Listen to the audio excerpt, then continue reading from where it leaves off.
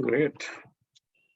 Awesome. I think so happy to see a lot of women on the panel. Normally we get, a lot of men and, a couple of women, but happy to see a lot of women today. So Sharinda, I'll be beginning. In fact, thank you very much. A warm welcome to our Leaders Exchange panel discussion series on a topic that lies at the heart of every successful organization, right? The employer branding. I'm Avinash, one of the founders of Global Talent Exchange. I'm super excited, like I mentioned, to be hosting a distinguished panel like yourselves. We are a exclusive global recruiting platform, mobilizing emerging tech talent from skill-rich areas to areas with skill shortages. You've heard of brain drain and brain gain. Likewise, we're working on tapping into global brain circulation and ensuring talent is evenly distributed across developed and developing nations. We're here to unravel the mysteries and embrace the quirks of building a magnetic employer brand that attracts top talent, dazzle employees, and leaves a lasting impression, on the world. Certainly, building employer brand isn't like a walk in the park. It requires creativity, authenticity, and a touch of quirkiness to stand out from the sea of mundane corporate identities, right? So we've assembled a panel of experts who've mastered the art of turning mundane into extraordinary, boring into captivating, and ordinary into extraordinary. Our panelists today will share their secrets and their out-of-the-box approach to create a magnetic employer brand and that leaves an indelible mark on the hearts and minds of employees and job seekers alike. I promise to kind of keep this discussion not like a typical panel discussion. We'll explore, unconventional tactics and perhaps even sprinkle a glitter of employer branding, shine like never before. So to begin with, let's start with a round of introduction. If you could introduce yourself, we'll keep it brief and crisp so that we have enough time to delve into the topics.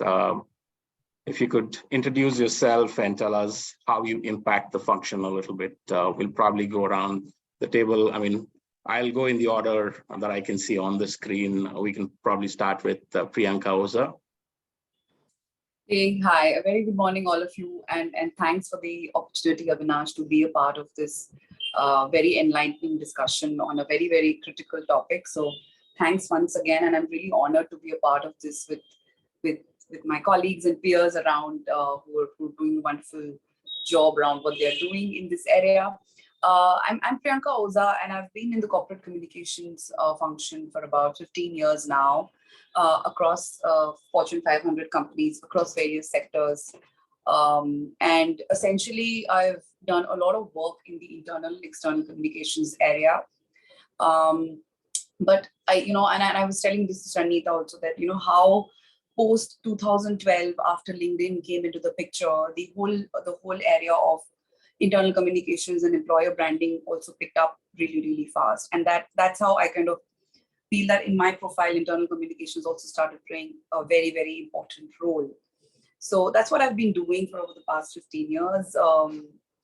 And I was last associated with American Express, leading the corporate communications, corporate affairs function, essentially a leading employer branding, internal communications, and thought leadership and leadership communications as well. So yeah, that's me in a very, very brief note. Welcome, Priyanka. Akash? Thanks, Avinash. Thanks, GTX team, for inviting me for the conversation today. Good morning, everyone. This is Akash Jain, and I lead talent acquisition for PepsiCo GBS functions, or the GBS hub at Hyderabad. Been in the industry for almost 25 plus years, all through in talent acquisitions, worked across different industry domains, and this is my almost 9th domain I'm working around. worked with organizations like GE and Novartis in past. So that's a bit about me. Glad to be here. So thank you. Welcome, Akash. Pratyasha. Hi, everyone. So I'm Pratyasha, and I'm very, very happy to be a part of this panel. And it's a very interesting topic that I want to contribute with my thoughts. I have started as a communications professional, and that made me realize that how I help and deliver effective and measurable communications, even through employer branding, internally and externally, and how it is important now to engage with the audience, not just to attract, but to retain them in an organization. So looking forward to fruitful discussion. Welcome, Pratyasha. Pallavi. Yeah. Hi. Good morning, everyone. I'm Pallavi. Very excited to be a part of this discussion today. I think employer branding is one topic which is very, very close to my heart. In fact, I've been in this space for quite some time. I started my journey with Publicis Sapient almost 12 years back. Back then in the employer branding space, and I think it was more of a recruitment marketing kind of scenario, which has evolved over the years, and now companies are focusing more on employer branding and not just one aspect of it, which is recruitment marketing. So almost 12 plus years in employer branding space. I've worked with companies like Publicis Sapient, Philips, and now Flipkart. Very exciting, movement for me personally in my career as well. So I am kind of now moving into a diversity and inclusion role. And I think employer branding and IND charters are very, very similar, because it's about, how do you really influence the culture of an organization, and how do you really attract the right set of people and also engage and retain them in the organization. So yeah, very excited to be a part of this discussion, and I hope, I'll add some value to it. Welcome. Thank you. Sam. Sure. Good morning, everyone. This is Sam here. My pronouns are he and him, and I currently work for Delta Airlines as a regional leader of communication, employer branding, employee engagement. I've been in the industry for about 19 years now. I started with hardcore marketing side. Started with like pre-sales and marketing, and slowly the shift happened. I moved to like communication, employer branding inside. Some of the brands I have handled employer branding includes Deloitte USA, Society General, Fidelity, TechWest. That was my last company, and I have also worked for a foundation, Vardhani Foundation, for a couple of years, and a startup. And really excited to be here and meet everyone. And I was like really thinking, like, as a communication person, like we send so many leaders to like these panels and all. Probably first time I've seen someone like our employer branding panel discussion. So that itself says that like how important the topic is becoming. That we have the leaders from the different organizations coming here and sharing the ideas. So thank you so much for the invite, and looking forward. Hey, welcome, Sam. Rohit. Hey, Avinash. Hi, Yadav. How are you? So yeah, my name is Rohit. Like the name tag suggests, I'm currently managing people communications and employer branding at Ather. Ather is an intelligent electric vehicle manufacturing company. I've been here for about 6 years. Happy to be a part of this conversation. Welcome, Rohit. Molly.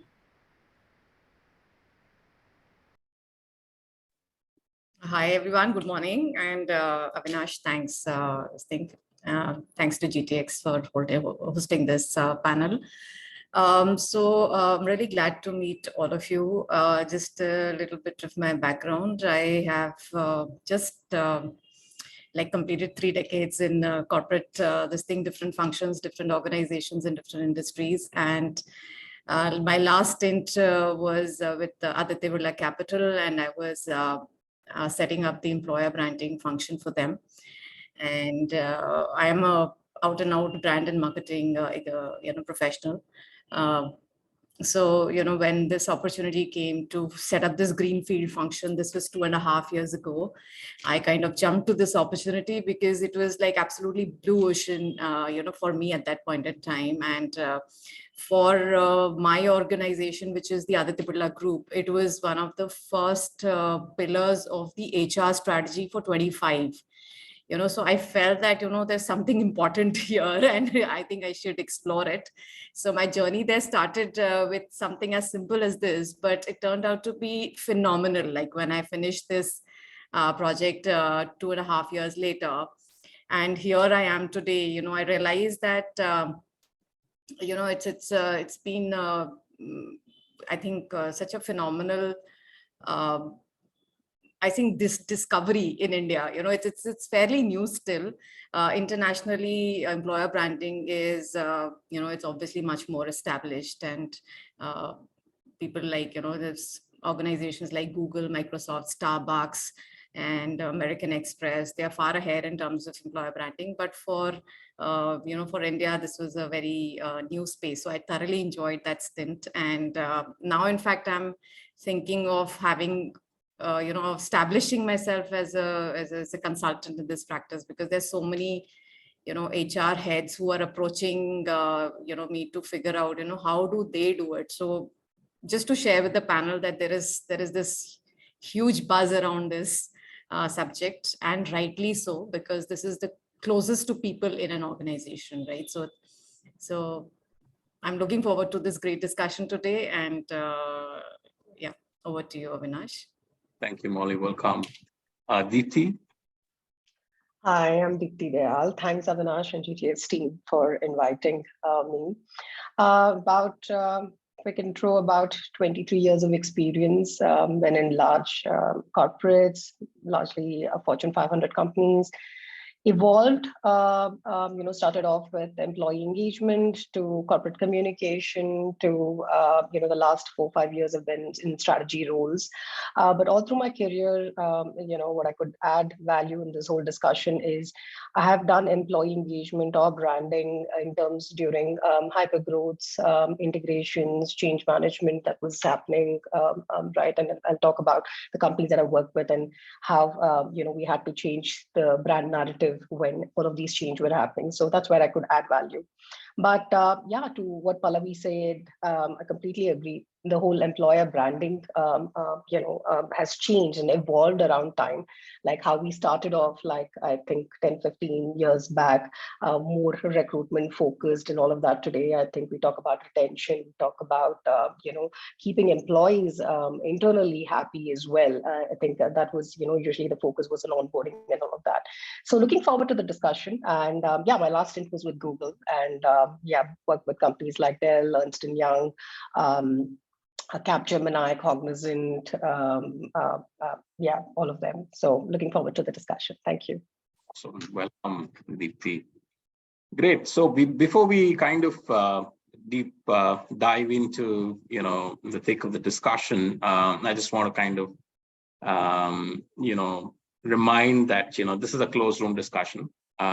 So you can really be vocal about what you speak here, what you say. If there's a challenge in attributing it to, your organization, then we can kind of, attribute it to you as an individual. So let's kind of begin with what Deepti just said, right? So in terms of the evolution of, employer branding, how has the concept of employer branding evolved in the current landscape? And what are the key factors driving this, evolution?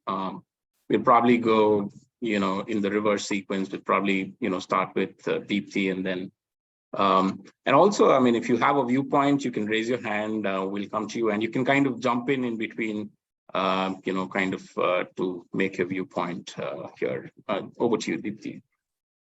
Yeah, I think today, back then, as I mentioned, it was more focused on, the recruitment part of the, if I say in that, in HR or talent, it was more recruitment focused, right? Today, it's become a strategic priority for any company, right? What an employer brand does. I think the shift has also been from more transactional, like we thinking about, hey, getting people on board and attracting talent. It's become more experience related, right? Hey, how are we getting them on board? What is that we have to offer? How are we treating that whole recruitment process from the person who walks in for the interview, or is getting the first mail from the company, right? So the shift has been more from the transactional to experience. It's now a strategic priority. I think the other thing that I've been noticing is people being authentic, especially recruiters, leaders, when we've done these very closed room events for top talent and all of that, being authentic and transparent about, let it be about bands, or levels, career levels, or, what they have to offer, or what the next 2 to 3 years looks for, that product area or that, company, anything of that could be. So I think the emphasis is on authenticity and transparency. That's another point that I can think of. And I think how it's also navigated because of, so I'm sorry, I forgot the name, but somebody mentioned about LinkedIn, and it was a game changer. But I think the entire increase of digital and social media per se, I mean, just not LinkedIn as a platform, but today Insta, today, pretty much you reach out, you use all of these platforms in different way to tap different kind of audience, right?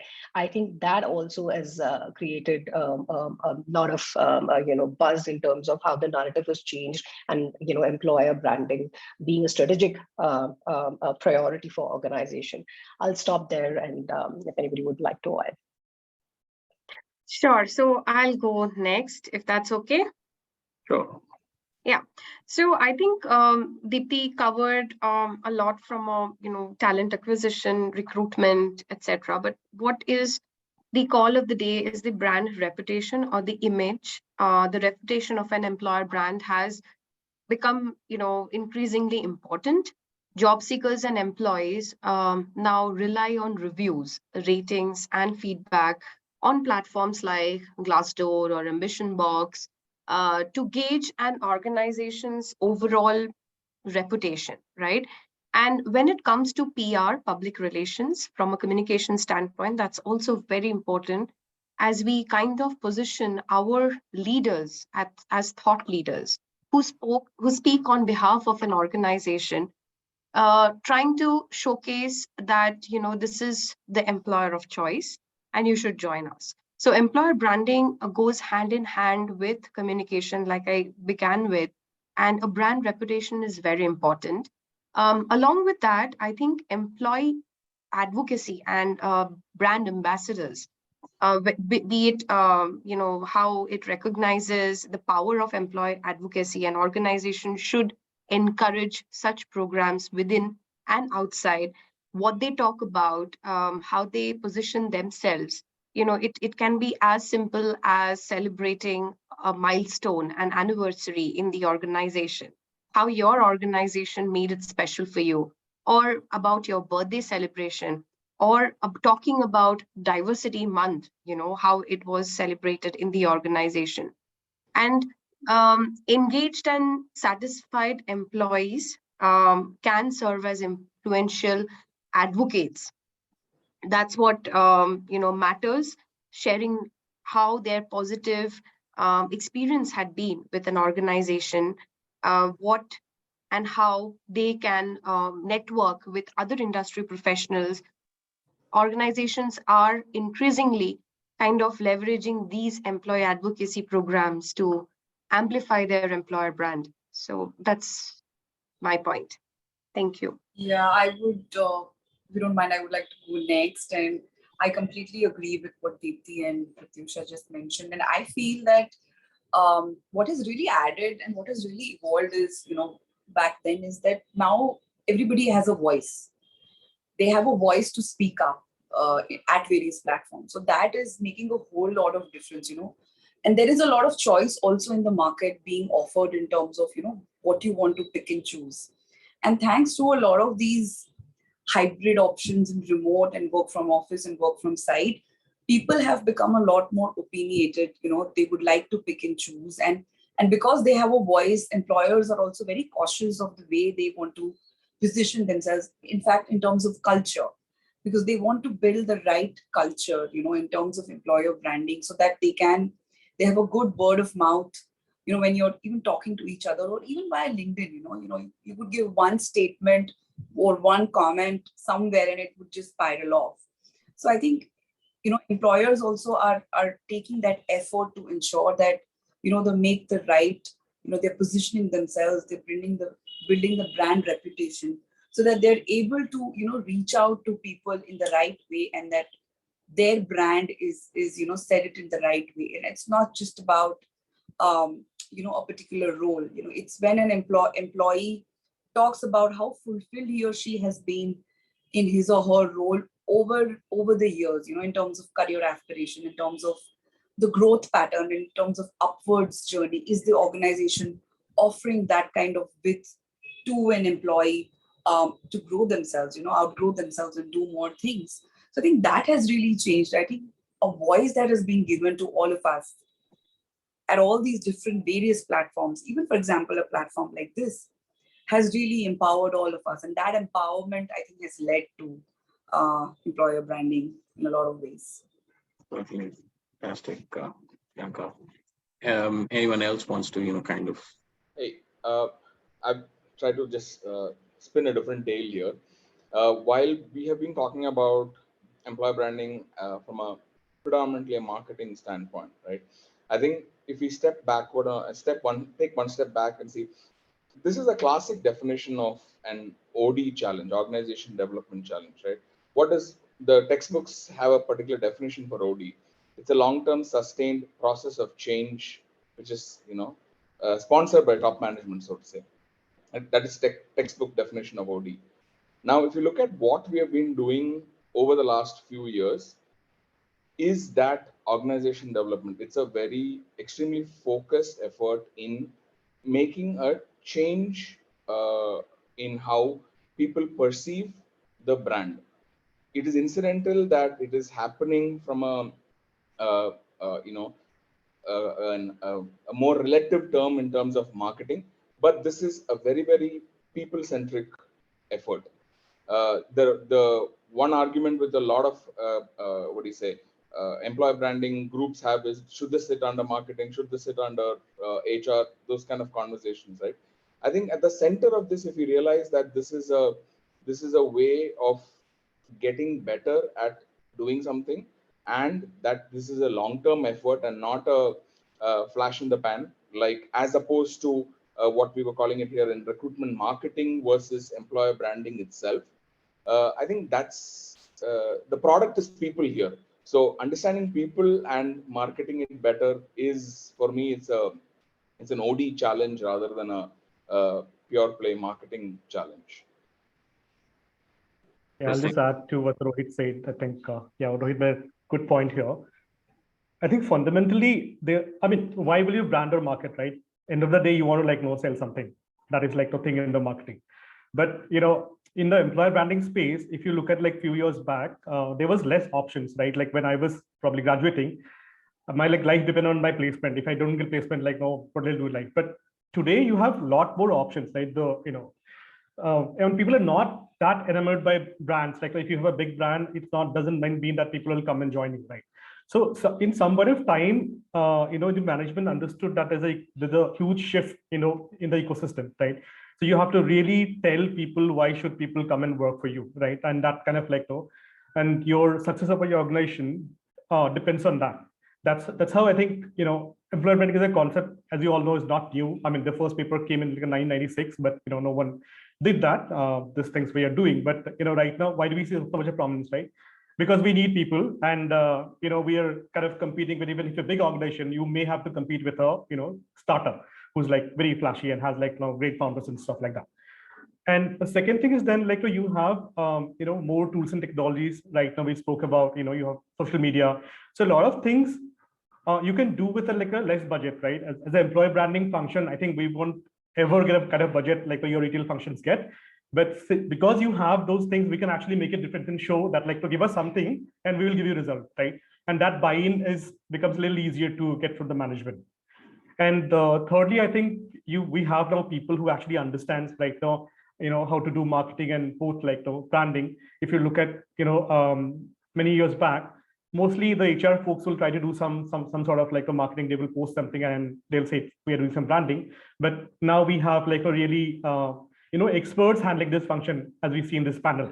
So I think combination of all these factors has helped us to take employer branding to a more mainstream thing, which has no ROI and all this stuff we used to do in retail marketing earlier.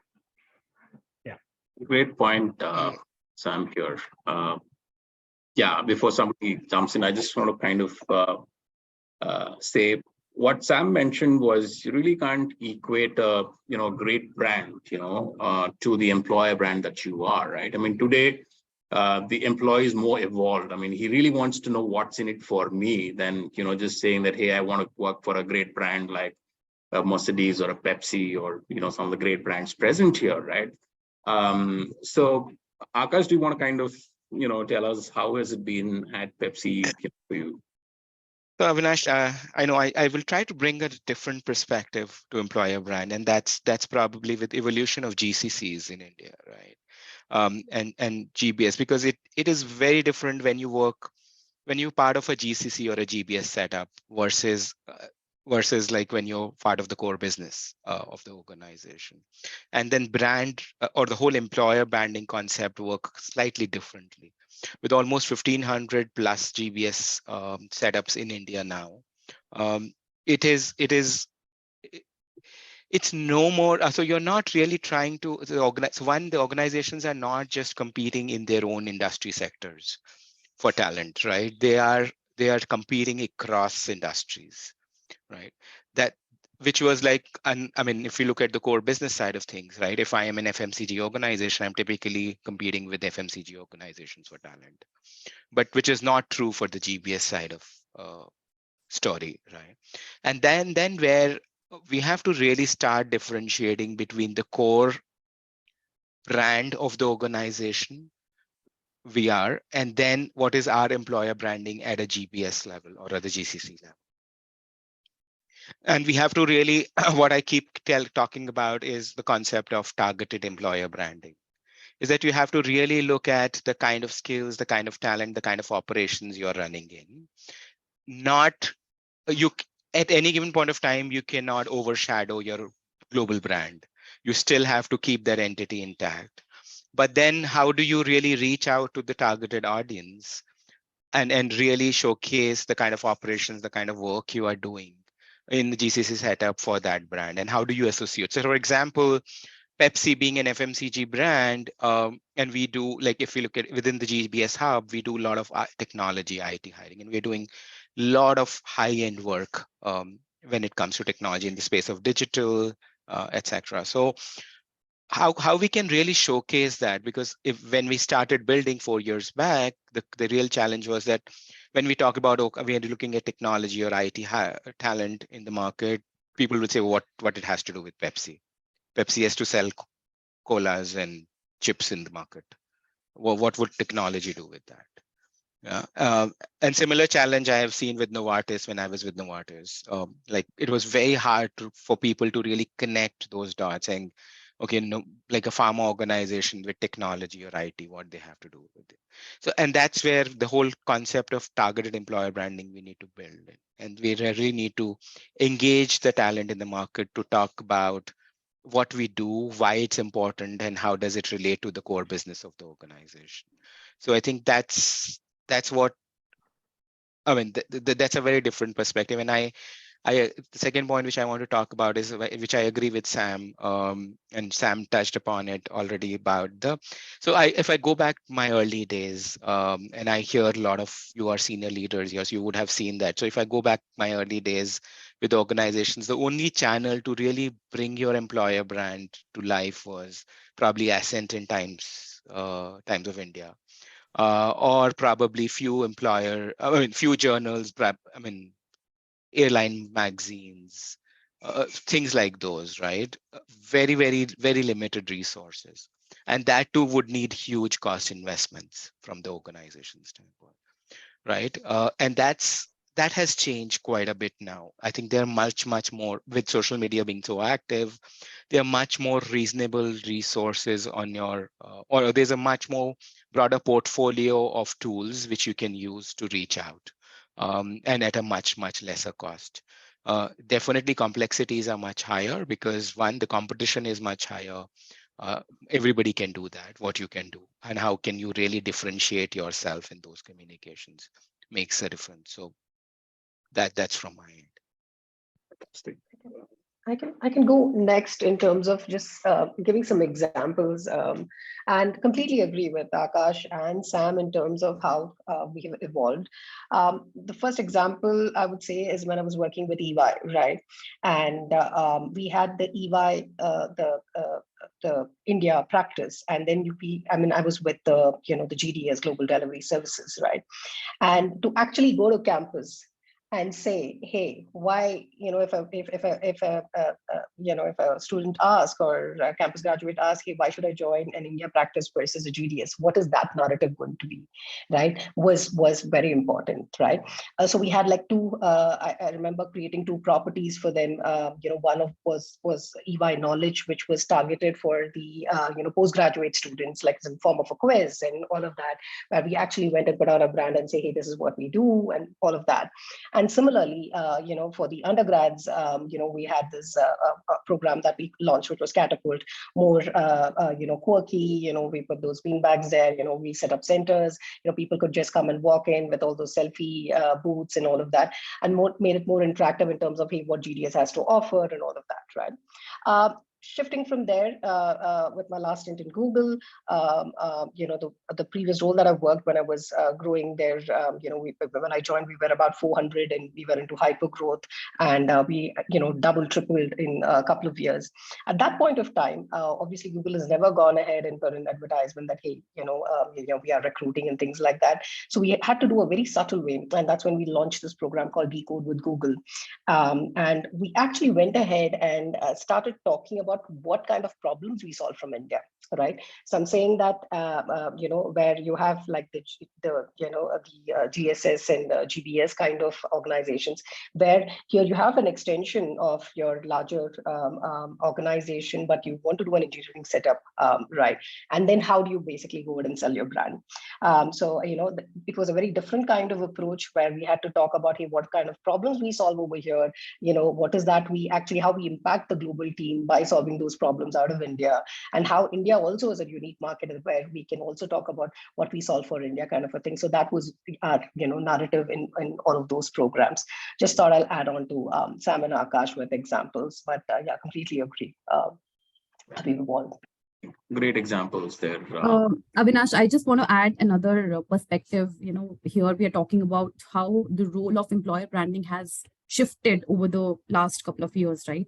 So when I started my my career in this space 12 years back, like I said earlier, employer branding as a concept didn't exist. It was more about recruitment marketing, which is really telling the world who we are, what we do, why you should work with us, right? It was more about marketing in the form of campaigns, in the form of social media communication, so on and so forth.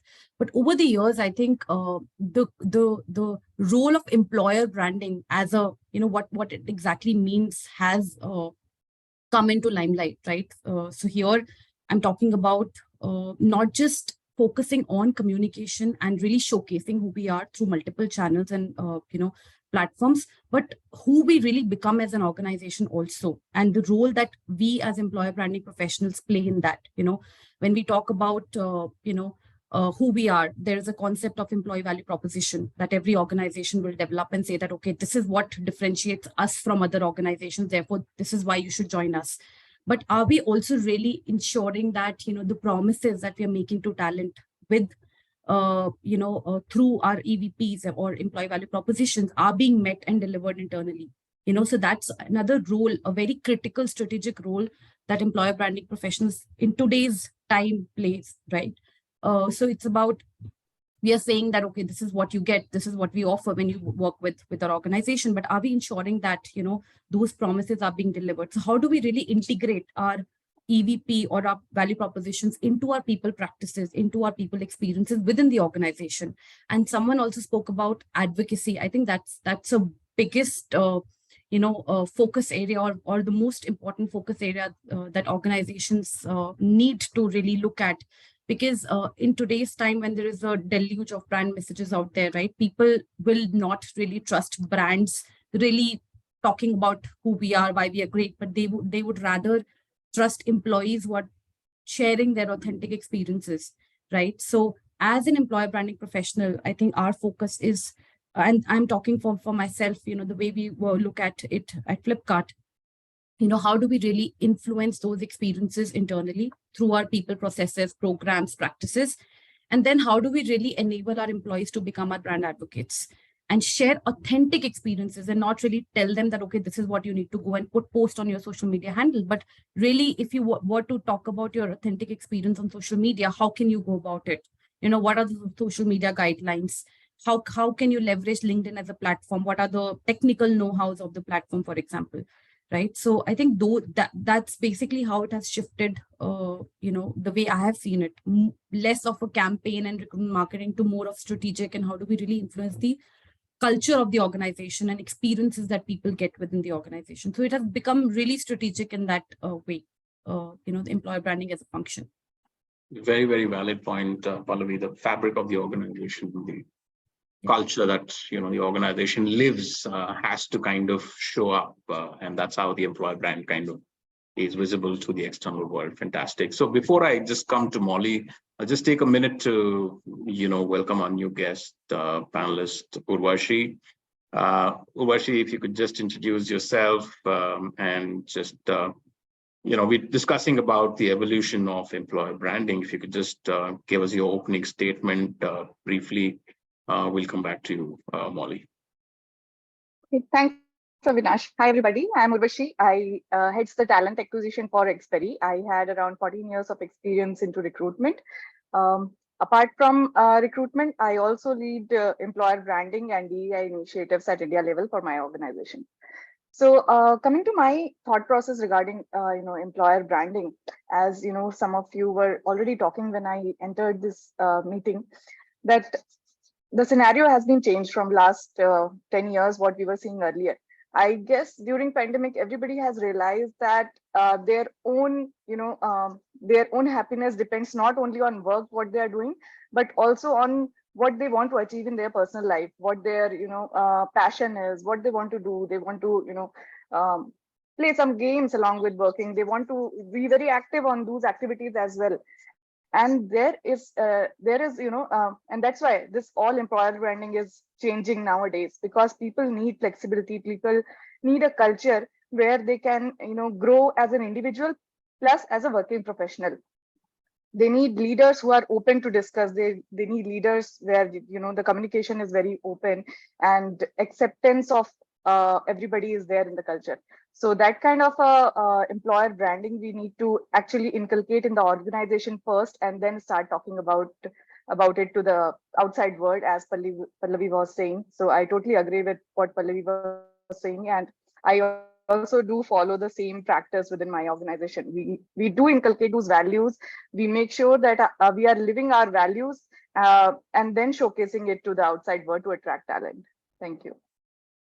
Welcome, Urvashi. Molly, over to you. Thanks, Avinash. Yeah, so Avinash, like having heard everyone, and I just totally agree with everybody like coming in with their that okay, what are they solving for? And therefore when I came into HR from marketing, I kind of realized that the hat that I was wearing earlier and the hat over here, there's this little gap in between. I was coming as an employee and joining HR. So what, I had to step back and think and even ask the main stakeholders, okay, why do you want to do it, right? So what is the reason that you want this employer branding to be? And that really helps, because as everybody shared over here, there are different problems that people are solving, right? So it's important to understand what are we solving for in this scenario. So a couple of things that made this proposition very, very relevant in my mind was that there were certain problems that were coming from the HR side and the organization side. So for example, they were saying that hey, listen, that there's enough workforce that is available in India, and to be honest, like by let's say 2047, in 25 years, 60% of world's workforce is going to be from India, right? So we don't have a challenge there. But our challenge is in terms of talent. I think somebody mentioned, I think from Pepsi, that somebody mentioned there's enough people to work, but there are not enough good people to work and retain, right? So the challenge really lies, what are these people wanting? And that's when, also from a futuristic perspective, the second point was that, listen, today what we are doing is not relevant tomorrow. So we are creating an organization which has to last another 5, 10, 25, 30, 40 years, right? So what is that main proposition? Like, how can we be futuristic, right? Today, it's not just about communication. That's already printed somewhere. Okay, employer brand has to participate and partner in building a future organization. So that was challenge number 2.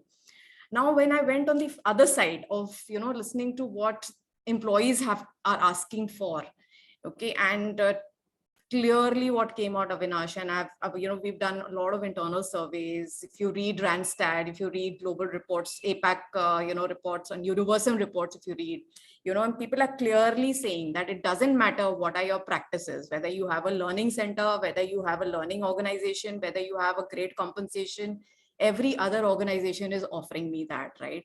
These are tradable attributes. Today, if I'm earning $100, somebody will come and give me $105. Okay, the moment of truth is whether I will take that $105 or I will stay with $100. That's the moment of truth, right? And what will make me stay? So these are some of the questions that have been beautifully answered in these researches. Okay, and employees today, somebody also mentioned that these are global employees. I think Google, Deepti mentioned that problem of somebody working in India versus somebody working abroad are a little different. Okay, but the fact is that these problems have become global problems. Today, Deepti, you will agree, in Google, people work in India, then they work somewhere else, and they work in another country, right? So employees have generally become global employees. They are no more India employees. So their expectations have changed, right? So something that we were offering as, let's say, something aspirational has become very basic now. It's become hygiene. Yeah, and imagine a future where continuously, something very aspirational is going to keep on becoming hygiene. So I think that's where, we solve this problem from an employer brand perspective. What employees today are looking for are very high level, things. So for example, they're looking for what is the purpose of an organization? Why do you exist? Yeah. And that has to relate to their value system. That's where they're coming from, right? The second thing that they're looking for is culture. They want to align their being with where they are because they're spending 10, 12 hours of their lives over there. They want to go back happy. Okay. And to be honest, it's not about having a celebration. It's not about, I'm talking from their perspective. They've called this out. It's not about cutting a cake. It's not about going on picnics. It's about how do you live every moment in office? Are you able to be yourself authentically? And the third reason that they said is growth. And again, somebody mentioned it's about personal and professional growth. Yeah, because there is a blur in personal and professional lives very clearly. Okay, there are no more boundaries which are earlier. Okay, fine, I will go to office, I will forget my home. And when I'm at home, I will forget my work. It doesn't happen anymore now. Yeah. So, people are saying that, okay, what do you have to offer to me in that space? So there are 3 very clear, distinct spaces that are coming out: purpose, culture, and growth, where organizations can differentiate themselves. So, here, I think I found my answer there, where, there were people who were asking, okay, there are these problems, how do I solve them? And then there are employees who are telling that this is how you can solve it for me.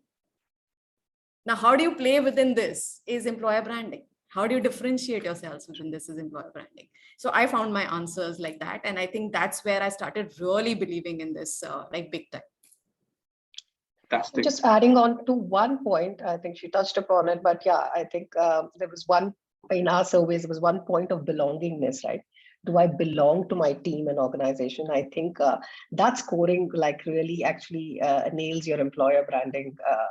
If you've done it well, like, do I belong here, right? So I completely agree with Dolly. So Deepti, we identified 3 phases where I think that may be useful for the group also. When we say we are communicating what we stand for, okay. First of all, communication today doesn't lie with the brand alone, right? People have already started communicating themselves. So somebody said also, right? Everybody's talking. So that's not a forte anymore, right? Today, I can, as an employee, can start talking. So we are at an equal footing there. So there's no differentiation. So communication only makes you look good. to a certain extent. But I think what you are saying is that employees are wanting to be good. They are expecting the organizations to actually show actions, that they are just not good with employees, they are good with society, they are good with communities, they are good with their purpose.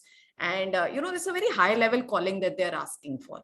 So there's a difference between looking good, doing good, and being good. So we are now expecting as employees to be good, in terms of an organization. I think that's what you said, right? Yeah. I thought I'd share these three phrases that came out clearly in our surveys. Very, very interesting. The purpose, culture, growth, belonging, and then, the authenticity, living every moment authentically. I mean, very, very pertinent, points. So let's kind of dwell a little bit more on the current scenario, right? I mean, we've kind of been through a roller coaster ride in the last few years. Things have changed drastically. I mean, we're talking about remote work, flexible arrangements. So how are some of the organizations effectively showcasing their employer brand and culture to candidates where, there's no in-person physical, presence? I know now things are a little changing. People are getting back to office, hybrid mode, etc.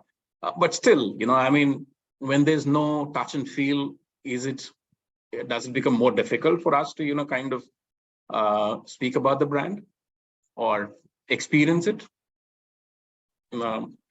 Anyone can jump. Yeah, so I would like to take that because at Amex, I think this was a very important part of, how you position yourself. And I remember when we went into complete virtual lockdown, the challenge was to completely change the strategy of employer branding, because you're no more doing in-person town halls, you're no more doing, floor walks or, things typically to make leaders more accessible to a large population. And, when you have a very large population, the challenge is how do you reach down to the T level of an employee, even at a customer representative level. So I think the part that was very, very important is to bring the leaders back into the virtual world and give them the access to people and show that even leaders are vulnerable. So the pandemic also brought in the fact that we're all in the same boat. So the employees needed to feel that, no matter what your position, your band, or, what work you do, you're still feeling the same way. So, things like mental well-being, leaders access, we got in a campaign called Silver Linings, where we tried to focus on every leader sharing a day in their life while they were completely shut down. So what did they do? And what employees really resonated is that, they are just like us. So they are accessible, and, you give them the platform where they can start talking to the leaders and exchanging, how they feel. And when leaders started responding, I think that's when, the build-up happened that, that they are there for us. And it's not just on papers or on emails or, externally just talking, but leaders are literally, even virtually, they are present for people. So, even we started podcasts, started internal leadership podcasts where, we would select employees and they would come and talk about how they feel, where they are operating from. So many of our colleagues have shifted to their hometowns, somebody sitting in Guwahati, somebody sitting in Shillong and far-fetched location. But the fact that, they were able to, they had an access to leadership and authentic leadership, communication, that really helped, bridge that gap and feel the culture of the organization, and typically the mandate was to create a credible, caring leadership narrative within the organization to make sure that, the culture of American Express is still there, no matter how, far you're sitting from each other. But everything that you do was transparent. And one thing which was very, very important is that the internal and external communications were integrated. And here I mean from an employer branding standpoint, that anything that goes out in the public had to be, internally first communicated from an employer branding standpoint to build the trust, within the employees, that it's important that they know that, okay, we are the first one to know about it. And we don't get to know this from an external platform.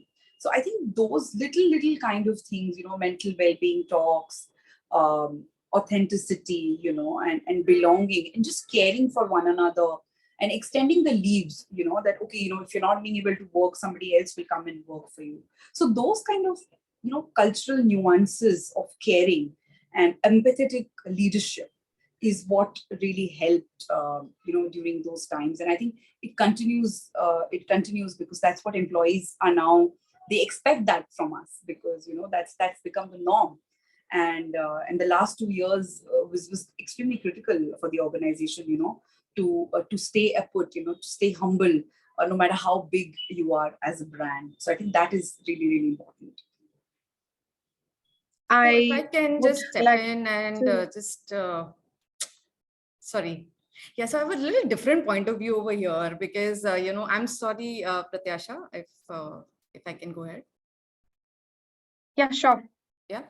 So I have a little different point of view over here, you know, and the fact is that, again, you know, what employees totally believe is communication is not equal to connect all the time.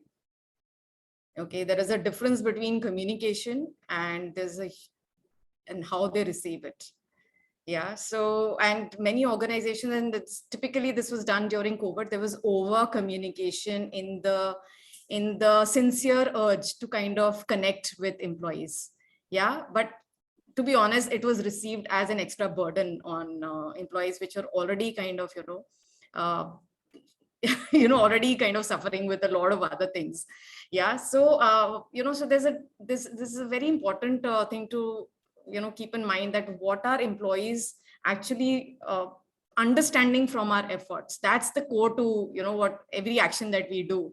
Yeah, so there's again a difference between looking good, being good, and doing good, you know. So, you know, you may be looking good by doing communication, constant communication, but actually, are you doing good to, you know, for the welfare of an organization? So coming to your point, Avinash, after COVID, and it was not that, you know, hybrid was existing only during COVID or after COVID. Hybrid has been a way of working for IT industry for a very long time, right? Just that, you know, this format has started, you know, just other companies have started experimenting with it, and they have really found value. So, you know, the value that people have found is that presence is not equal to being actually present in an organization, right? People may be present in an office physically, but they may actually not be engaged, right? So that again brings us back to culture. You know, what is the culture in an organization? Are you feeling safe there? Are you feeling, you know, that you're getting what you want over here in terms of values, etc.? Similarly, presence, people said, is not equal to purpose. If they are looking for purpose, being present in your seat doesn't mean that an organization is delivering on its purpose. Okay, or presence is not equal to performance also in many cases. So, you know, there are different shades of this, and I think every organization has to decide for itself, you know, what works best for them. It's not like one size fits all. There are different functions that require presence in office, physical presence, and then there are functions and people who don't require a presence in office. So instead of like big communication, there have been instances where managers have been actually present and connected even on WhatsApp. It's just that how you understand and care for your people. And I think that's what has come out very clearly in what people have to say in Voice of Employees surveys. Sure. Cool. Molly, Pratyasha, Rohit, and then, you know, Deepti, we'll kind of come to you. What I really want to understand is, how has the shift been from an employer brand standpoint, right? You know, what are those things that have kind of really worked, you know, in this current scenario, Pratyasha? Yeah, so I think what was given to us was to, you know, conduct a brand audit during those times as well as now, to assess the current employer brand, to identify the gaps or the misalignment, you know, with the strategic business objectives that we have been told about. And also we were, you know, initially working on campaigns to evaluate how the existing brand image and the messaging resonate with the desired direction of the organization. So when it comes to engaging leadership and employees? Like, how did we want to have a top-down messaging, like involve leadership and employees in the process of aligning the employer brand, with different kind of campaigns, open chat, open conversations, digitally as well as face-to-face, whenever there was a chance, have more town hall formats. Maybe we never used to call town halls per se, but maybe a coffee chat or a virtual roundtable, seek their input and perspectives to, like ensure that we have the buy-in and the authenticity. Because during those times, as well as now, it is very important for the leaders to understand what the employees are thinking.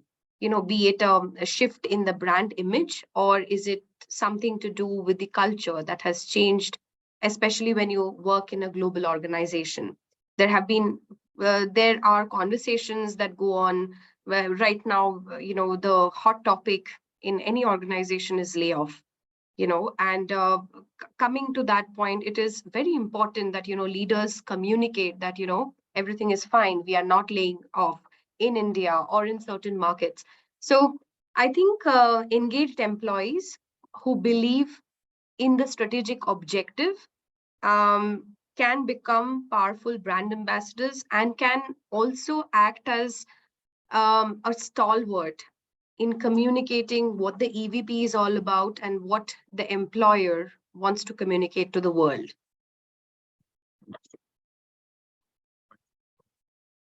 Rohit, do you want to come in? Yeah, so I think first of all, at least what we did here at Aether was very similar to what Priyanka was talking about, and also a young organization in a very nascent space of electric vehicles. We had other challenges, right? We had to go and tell people that forget increments, we are going to roll back on what you already thought you were getting, right? And well, like what Priyanka was also saying, there was authenticity, there was the leaders being present there. But I think it was really heartwarming to see when we said, for example, a particular band you have to go down by say 20%. There were people within the organization who came back and said, if this is going to get the product out faster, take 50% and let's get going faster. And because it is important that the product is successful, and we can figure this out later. So that was a moment of truth for us within the organization, especially sitting in the HR function, where I think unless it is adversity, we don't get to see the good side of people. Right? We are mostly worried about people asking for things, but for us, 2020 was a time when we all came together very, very strongly. And yeah, I think that adversity really helped us. What from an employer branding standpoint and from a people communication standpoint, I think keeping people posted throughout. And we had this nice two things that we started. We had something called Rumor Has It, where we, like this old story where anybody who hears a rumor, they go and put it out on a shared Excel sheet, and people who know the answers to that will come and answer it, right? So we just quell the entire process of rumors and rumor mongering within the office. And second, we had something called bullshit bingo, where suppose in some meeting, there were people who were not finding their voice in meetings, right? We actually started asking people to just put it bullshit bingo, right? Using too many phrases. I'll get back to you. This is something that I'll have to ask top management, for example, right? Such stuff like that. We brought it out in the open and asked people to take it by the horn, so to say, because we believed from an empowerment standpoint, the people who work, if they decide, things happen faster. So that was what we were driving for. Fantastic, Rohit. I kind of really like the emotional aspect of it, right? So if an employee is emotionally connected to what he's doing, the purpose that of the organization, I think there's more value that he can deliver. Super. Deepti, you wanted to come in, right? Yeah, I think I wanted to come in when Molly was talking about what they have done. But first, to your point, when we started off, what happened during the pandemic, right? Obviously, with companies like Google, where there is high touch point in terms of people being there. So our first onboarding itself happens in Singapore, right? Like for people who join in India, for example, the first day you come into the Bangalore office, and then you're pretty much in 1 week in Singapore. And if you're a tech, you go to the Mountain View office and pretty much get trained there for 3 weeks. So how do you basically say employees, now you don't get to travel, we do everything virtually, right?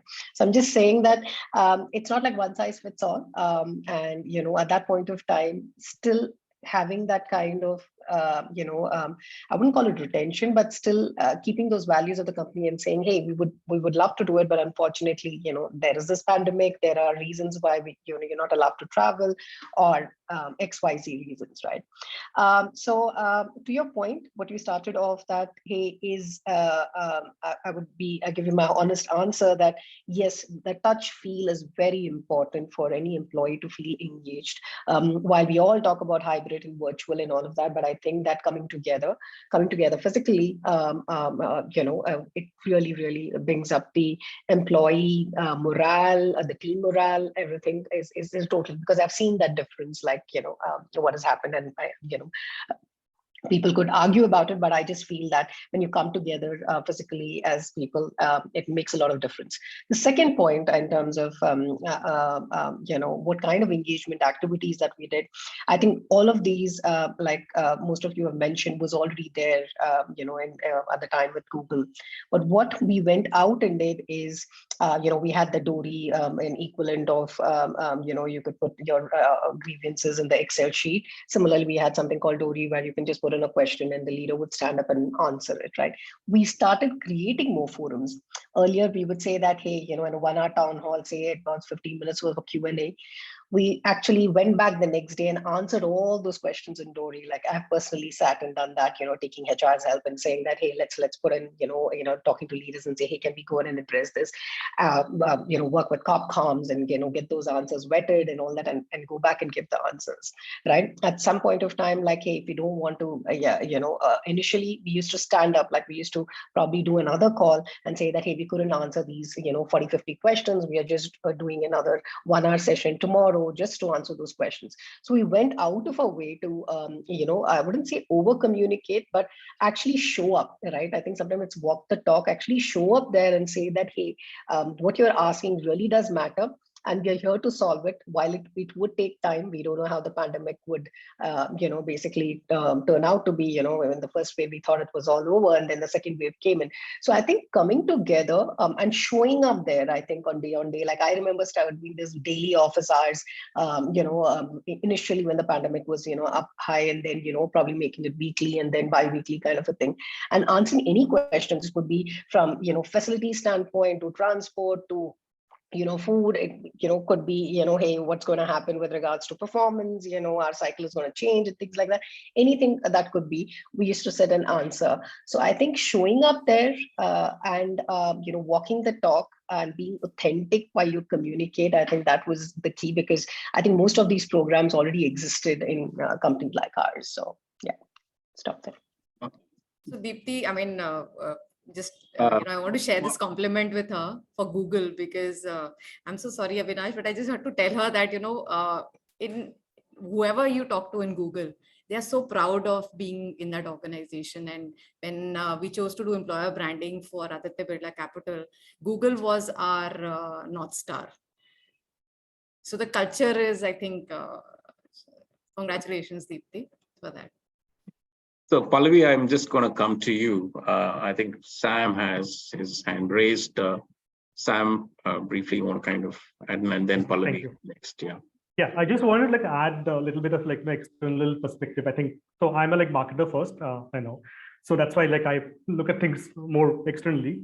So I think what I feel that organizations are really good at, creating this program, doing things internally, but really challenge, feel challenged when they go out, right? So during this time, I think one shift that happened, people actually looked at how these things work, like what is the organic reach and things like that. Like if you look at, otherwise, like we just post things like what happens to the content. I think, someone mentioned a little bit earlier about segmenting, like what is the audience you're trying to talk to, right? All those things, like a lot of the marketing disciplines came in, people actually like, listen to people like me, like who can do segmentation or, campaigns and all. And so a couple of examples, I know how it worked for us. Like I was in Deloitte when this thing happened. So in Deloitte, we used to do this, internship. That's a big deal, right? You hire like hundreds of interns. And when we were in the, lockdown mode, we couldn't do that. So what we did is like we did a user-generated campaign. We asked like, the interns to actually, we created the hashtag called Deloitte this summer and asked them to share content from their side, which we kind of like repurposed. So that campaign organically got about 1 million impressions. Another thing is like there's a big event happened called Dean Summit, where we used to call 100 deans from top schools to a 2-day TED Talk style event. So which used to be more like a fun kind of event, but in the virtual mode, what we do, since we can record sessions and all, we recorded all these things and converted those to white papers, right? We published 4 white papers. Those are like one of the first white papers in the Indian Industry Academy partnership, talks about, in the India's ecosystem. So like, a lot of the acceptance happened that like, you have to think about reaching out people, do segmentation, create content for different groups and all these things. It became a little bit of mainstream, I feel, during that time. So just wanted to add that. Sure, Sam. Thank you. Pallavi, over to you. Yeah, so I think I kind of agree with the points that everyone has shared. I think during pandemic, when a sudden shift happened, especially from an employer branding standpoint, in terms of where we used to brand, how we used to deliver experiences, that shifted. Earlier, it was more of a physical presence, especially onboarding examples, right? Those were certain big changes, even in terms of platforms, right? Like, for example, events changed big time. Earlier, event meant, meeting people in person, networking in person, but because of pandemic, everything changed. We moved to virtual, and I think I haven't attended any virtual roundtable prior to pandemic. It has always been in person, the way we are doing today. I think, but during pandemic, the good part was everyone was going through the same scenario. Everyone was in the same boat. So it was not difficult to make people understand that, we can't go physical way. So we have to do, whatever best we can do with the virtual scenario, we'll go for it. So for us, for example, we tried to replicate the experiences as much as we could, but we were vulnerable. We were very transparent and open in communication, and especially during the entire pandemic, we involved our employees in decision making. Right. For example, when we were even thinking about, what kind of a, scenario should we go with, whether we go with complete virtual after the pandemic gets over, or do we go with hybrid, or do we go with complete work from office kind of thing, right?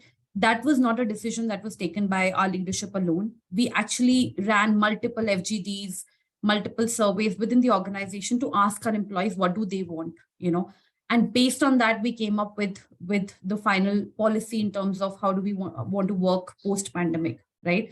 And I would really say that we are still figuring it out. One thing that we communicated to employees also, that we don't know the right answer. This is something new for us, and we are figuring it out with you. We might come up with something which might not work for us, and we might have to go back to our previous ways, or might have to make shifts. But we were transparent, we kept them updated that, okay, this is what we are trying, this is what we are doing based on your feedback, what we've heard from you, and we'll see how it goes, how people are able to experience it, so on and so forth. So I think couple of, just to summarize, right? One, we were very open and transparent in saying that we don't know the right answer, we are figuring it out.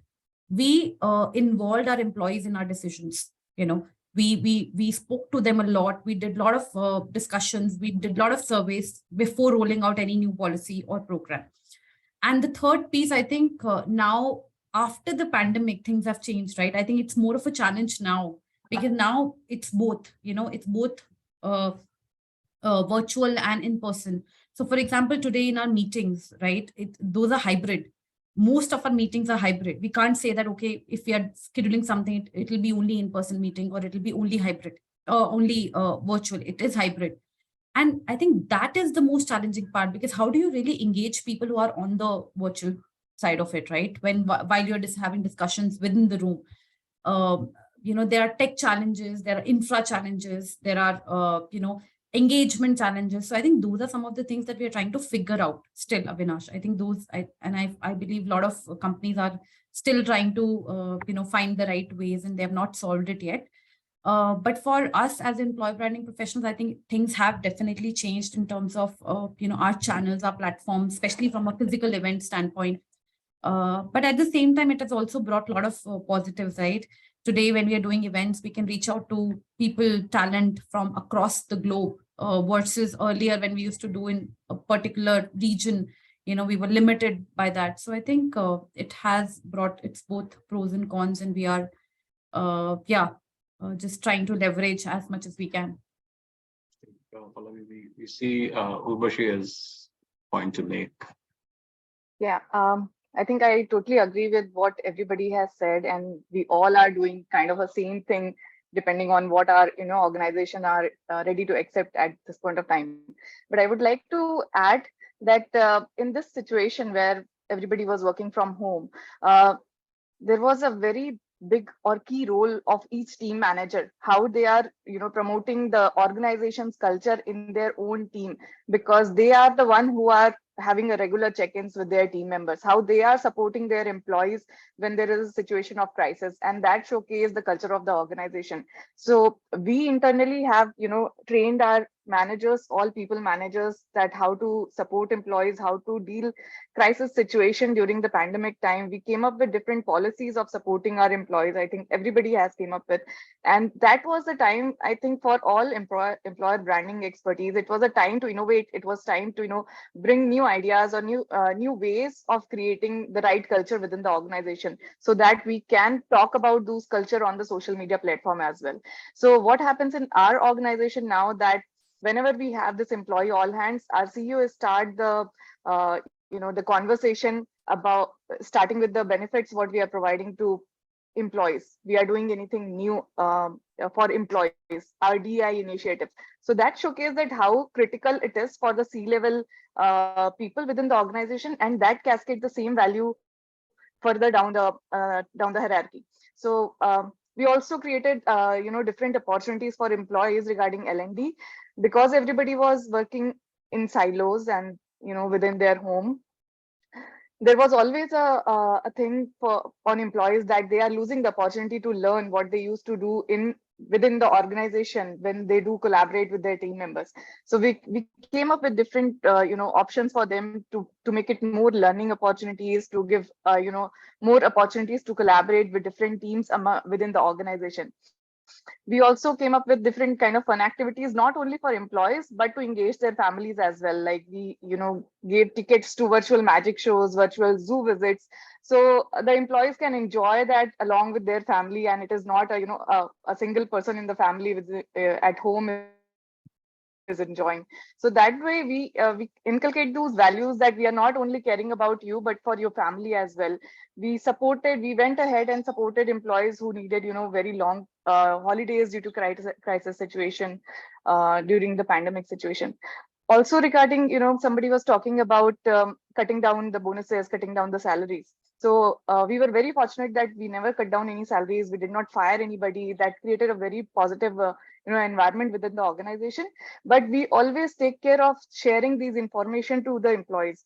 So we once only hold the bonus for all the employees in 2020 when the pandemic started. But we clearly mentioned that the organization is not in loss, but what are the other reasons why we are trying to hold the bonus for this year?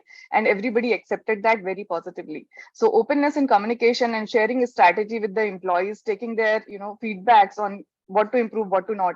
So I think that makes a lot of difference and create a very good culture, very innovative culture, a culture of hearing out each other and supporting each other, get inculcated. And then we can talk about this outside on external forums, and that is then get supported by the employees. Your employees likes your comments on LinkedIn, your employees share your post on LinkedIn, which creates a very positive impact outside as well. Thanks, Ubashi. There's a lot for us to, in fact, discuss. Before I move on to our next segment, I just want to bring in Akash a little bit. Akash, how has the shift been for you, in terms of the employer branding, pre-post, and currently, as we evolve, into the future of work? Avinash, for me, to be very honest, I've not seen that with PepsiCo because I'm just 6 months old in the organization. So I joined them post pandemic itself, right? But from I think that whatever everybody spoke, we did almost similar stuff on the ground during this, and especially because we were growing big time, right? Because I mean, we came into existence in 2019, mid 2019, and 2020, early 2020 is when the pandemic hit, right? But most of our, but we were still growing. Most of our hiring, right, almost 50% or 60% of our workforce today has been hired during pandemic era. So we have seen a lot of high growth. I think one of the things which we done well, and with a lot of stuff which has been spoken already, I don't think there are any specific mantras around, but we've been able to onboard and assimilate all these new hires in the organization well. At the same point of time, been able to translate the PepsiCo culture in their ways of working and the PepsiCo ways of working to them very, very effectively. As we all come back to office now, we all feel that now we are part of the same fabric. We understand the organization well. We have been into the culture. I mean, we have been ingrained into the culture, etc. So I think that's something which we have really done well. Awesome. Thanks, Akash. So the next segment is really, really close to my heart. The future of work is really increasingly driven by, technology and, automation, right, today. And in this generation of, Gen AI, how are, you guys integrating technology and advancements, the digital transformation that's actually happening into the employer brand to be able to attract, the right kind of talent? I mean, if you can just throw some light on some of the stuff that you implemented from a technology platform or anything else that you've done from a digital transformation aspect, which has impacted, the brand and has seen some real value out of it, that'll be great. I think, Akash, you want to kind of start with that?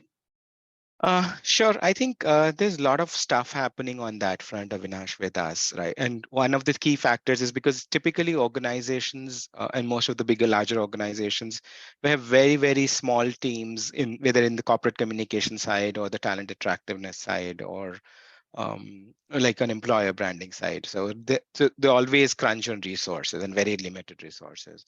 What we have tried to do with using technology is to give that reins in hands of recruiters and the broader audience. So what one we have this year, we launched a new EVP, a global new EVP for PepsiCo. But based on that, we build a lot of artifacts and stuff and kept have provided access to broader teams. But we are also using a tool called Paperfly right now, where we have actually there are pre-designed templates into it, but at the same point of time, you can play and you can create your own template as well, but within the global EVP brand guidelines. And that's something which now recruiters and my team all of us been trained around that.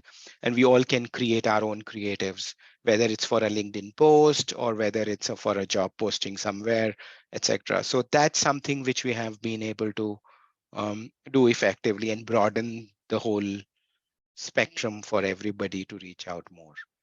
So I think that's, and still maintain the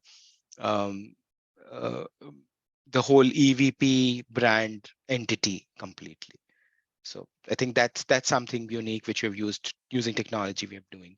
Definitely organizations, everybody's talking about ChatGPT right now. And there have been a lot of work which is happening within the organization to see how that can help us in doing a lot of this stuff for us as well. Rohit, you want to come in? Actually, we have not done too much. I should say that we have stuck to the basics in that way. What we have been able to do successfully was redo the overall intranet as such. Our intranet is called Interstellar. So at some point, it just couldn't scale up, and we had to rebuild it. But honestly, I was also looking to see if there are good ideas I can get from this group here. Fantastic. Anyone else wants to kind of come in here? Priyanka, you want to come in? Yeah, it's interesting because we've always been doing a lot of these communication audits and HR related audits to bring in a lot of digital perspective in terms of the numbers and the matrix. So we recently migrated to from Jive platform on intranet to Unily to bring in more matrix in terms of how people are reacting to various blog posts and everything being posted on intranet, just like Rohit mentioned that intranet is one of the metrics that we use. But what has also happened is that now the human resources team, along with in collaboration with communications, we're working together to kind of do a lot of analytics on LinkedIn in terms of where our current employees and prospective employees, what are they looking out for really on LinkedIn? What are the kind of conversations they are having? What are the kind of backgrounds they come from, and what are they really looking into? Because that gives a perspective into a future of what the future is going to really look like. Because earlier, of course, LinkedIn was always there, but the kind of analytics that is now available to us to kind of analyze this and then kind of strategize your future in terms of how you want to build your, and this I'm talking from an HR standpoint, because we do work very, very closely with the human resources team to build the employer branding strategy, and this typically goes hand in hand. So that has really helped to understand that what people are really looking into. And one of the things that we as an organization decided that we need to be hybrid and we can't be 100% in office is primarily because people want a kind of a fine work-life balance. That's what they're looking for. Even when they apply for jobs, they typically filter it out that, okay, I want a hybrid and a work from home. Not too many of these employees are choosing to be on site completely. And then, of course, there is Slack. Within the organization, we use a lot of Slack for a lot of matrix, which is built within the within Slack itself, to see what kind of conversations are people having, how long are they really staying online. I remember back when I was in NatWest, which was earlier known as the Royal Bank of Scotland, we had a system where we had something called a stone shot, where we would use to see the open rate of an email. So if there is an email being sent out, we used to analyze through stone shot is that how many employees are actually opening the email. Is it really worth? And this is simply to map. And I remember somebody mentioning that. I remember Molly talking about how over communications can be a total kill. So I think this was very finely done both at NatWest and even at Amex, that how do we not over communicate, but there is a strategy that, okay, once a week we will only, if there is one HR communication being sent and if there is one leader communication being sent, we will only restrict it to that. Rest we can divert it via Slack, if it's a reminder or if it's something, we could divert it to that. So I think all these metrics put together really helped to have a fine balance and not really overkill or over communicate from an HR standpoint or from a comm standpoint. And from HR standpoint, I mean your policy announcement or change management or change announcement, or from a communication standpoint, a campaign that you're trying to bring in. Everything cannot go in together. So when we put in our communication survey and when we used our matrix, it really helped us to kind of scale down and be very, very targeted in our approach. We would literally have a weekly plan, and then that built up an entire month of what comms are we actually sending out, and through what platform, and put a full stop to that whenever we felt that, okay, this is not going down well with our employees, and let's put a full stop to this. Let's divert, let's re-strategize, and let's analyze it on a quarterly or if need be on a monthly basis to ensure that we are on the right track and that people are receiving this well and having the right conversation. And it's a two-way path. It never. So I think technology helped not being it in a one-way conversation. Be it on LinkedIn, be it on intranet, be it on Unily, be it on Jive, be it on Slack, or for that matter, at NatWest, we had a Workplace by Facebook, which was, I think, fantastic. So I think those, and that also had an inbuilt matrix in it.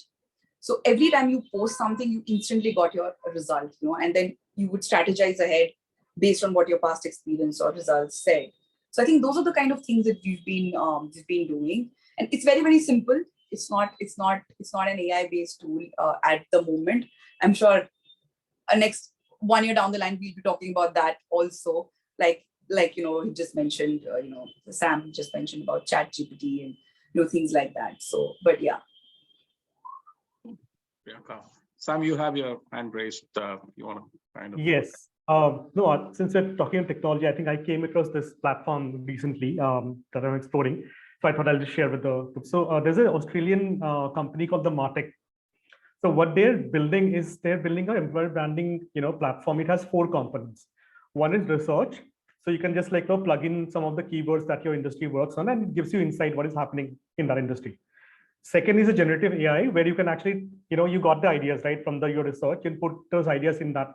Say that, okay, now I want to write a blog post about why should someone join me, or trends and AI, whatever. So they give you the outline and some of the content which your author can take and write a blog post. Third, they have a component which is you can actually send send those links to your employees. They can record videos using the webcam, and it can be edited inside the platform. So it's small videos, not fancy videos, but small videos, testimonials, and all you can do. And fourth, they have a forum where you can register as a thought leader, and it's a community of the practitioners. They write and things like that. So I'll share the link in the chat. I think it's an interesting platform to explore. Apart from that, yes, I think a lot of this, the document management platforms, I think, self-design platform, Canva, that is becoming mainstream. And so, in the past, I've also explored things like virtual reality. When I was in SG, we did a virtual reality video. We used to, take it to campuses where people can actually, wear and see how the campus looks like and things like that. Some amount of AR we have done earlier. We had Deloitte, there's an app called Your Future Explore, where you can open the app and you can see the Deloitte building coming up in your floor and things like that. So these are still, I think pretty niche. I think VR is again going to pick up. It sort of died down in between. But I think once we get back to office, we have campuses and all, that is something to, look out for. It's a really good experience it creates. Yeah. So I think I'll just add that. Good example.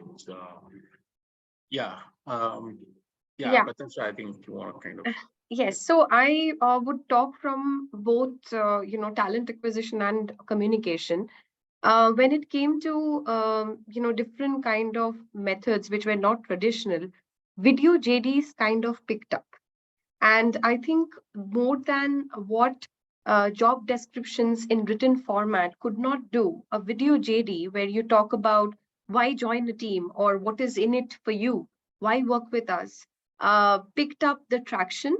And that was during the pandemic that it first got the traction first. And now also the talent acquisition team is extensively using it, to create the buzz and post it online, getting an YouTube channel or via Microsoft Stream. So those were the platforms that the video JDs were placed and people used it. From a communication standpoint, we used an internal communications platform called Populo, which is an email newsletter or anything that you would like to, whether it was a town hall invite or a newsletter. It used to give us the analytics and how we used to perform, whether it was a open click rate analytic or it was something to do with having time spent on a particular email, used to be told to us through that analytic tool. There were also different channels from Microsoft that we kind of leveraged. Those were video platforms like Stream. This is back in Honeywell when I was working in the communications domain. So Stream allowed us to, have launch different kind of video podcasts or interview formats, whether it was a chai chat with a senior leader or it was, Good News Network that we kind of named it.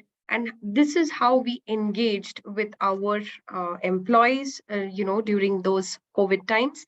And I would also talk about Metaverse, which was a virtual reality platform for an onboarding, pre-onboarding experience that I think most companies had used it, where and a candidate after accepting an offer letter used to be given a link where they had gone and kind of seen how the entire office looked like and how the CEO welcomed them. What are the kind of different corporate videos which might not have been of use or that much amplified, but they were also placed in that metaverse. So we wanted to communicate our branding vision through a metaverse before a candidate comes on board. We used to tell about our social media guidelines, what were the proper hashtags, or what were the kind of platforms we were present in during those onboarding metaverse videos. So that kind of helped. And I think every organization is different, like someone said previously. So these were a couple of things that had worked for me in 3 organizations, and that's about it. Thank you. Deepti, you want to come in?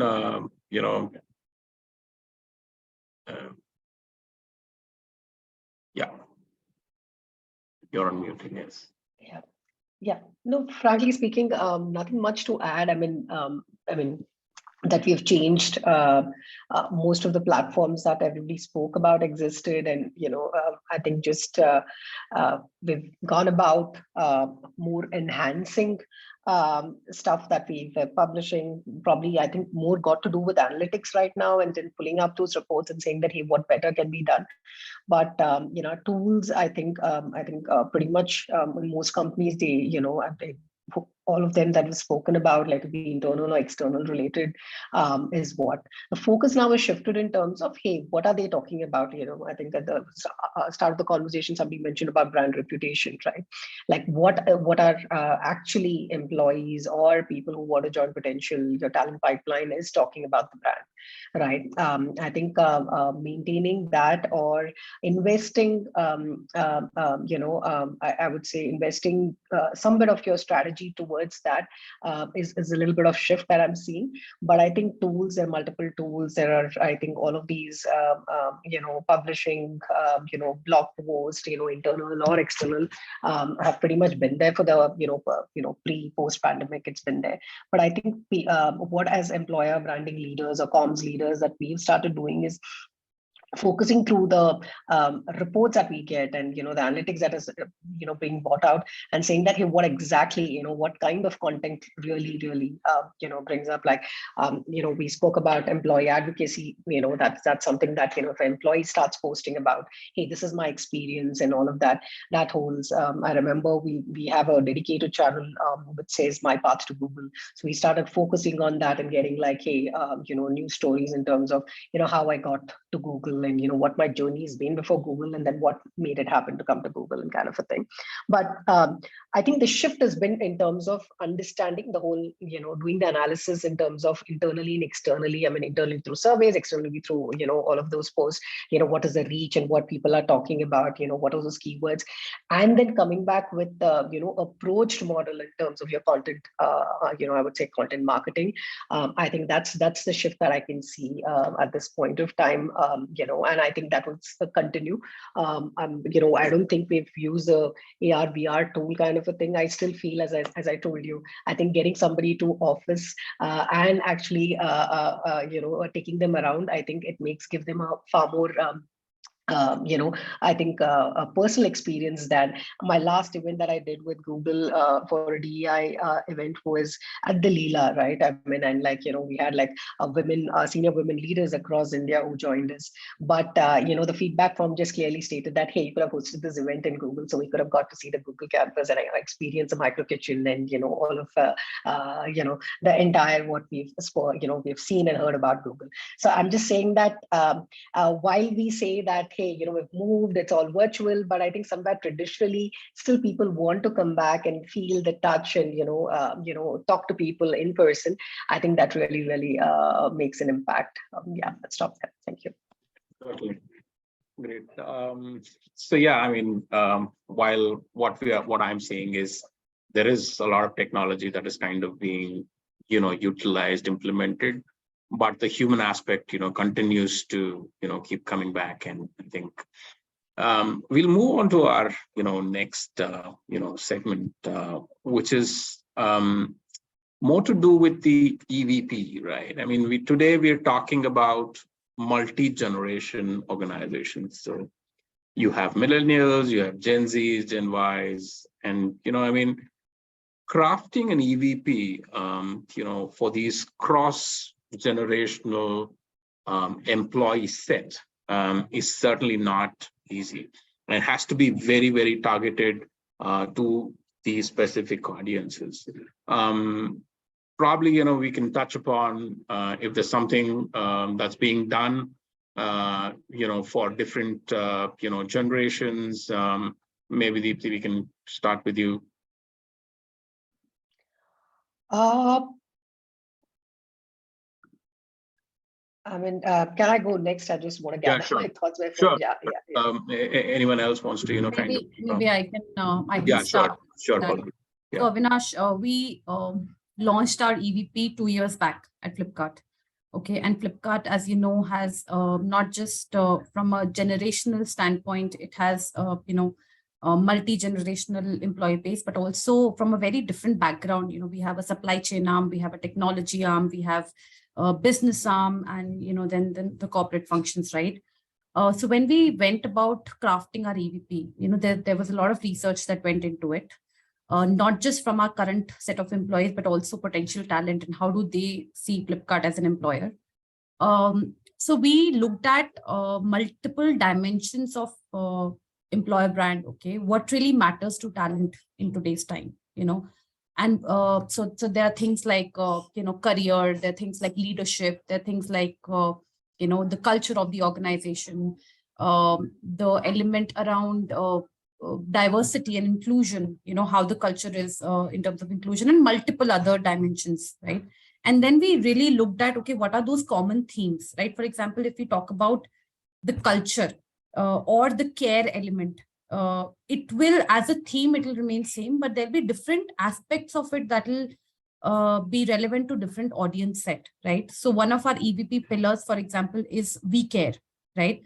Now, when we say we care, it is applicable to everyone, irrespective of where that person belongs to, which generation, that whether it is Gen Z, Gen X, Gen Y, anybody, right?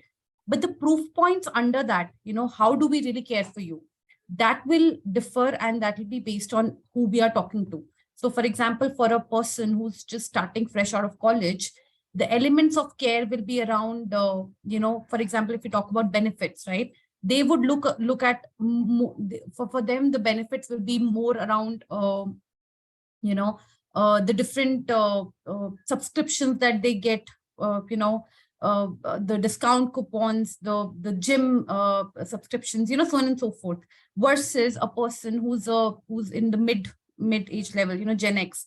For them, insurance will be a very big factor. The family insurance will be a very big factor. So we actually came up with a flex bin kind of an approach, wherein you choose your benefits. You choose the plan that you really want based on your needs, right?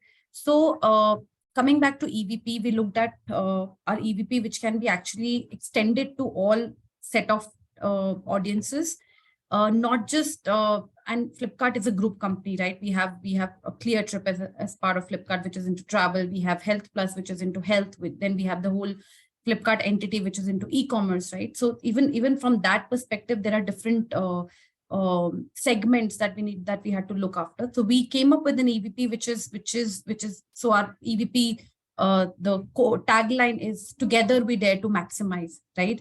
And the way we explain it is, at Flipkart, you maximize whatever you really care for. So it could be, for me, it could be my well-being that I really care about. Then that is what I maximize here. For someone else, it could be career, because for every person also, the motivators, the factors that really inspires them, or the dimensions that they look for will also differ, right? Some people really focus on just having a nice 9-to-5 job with good work-life balance. And, they want to take care of their families, they want to take care of the work, and, have that well-balanced work life. And there are people who really want to, who are really ambitious, who really don't care about the balance part as much, but they really want to grow in the career. They want to try new stuff. For them, career part matters more. So it differs for every individual. So we crafted our EVP in that sense. But the proof point, a lot of times conversations are, how do we localize EVP? Especially for MNCs, global companies, because their EVP narratives or the bigger themes are common, but how do they really bring in that local flavor? And for Flipkart also, it is the similar thing, because while our narratives, the themes are common, but how do we really localize based on the segment that we are talking to? And that localization happens with the proof points, right?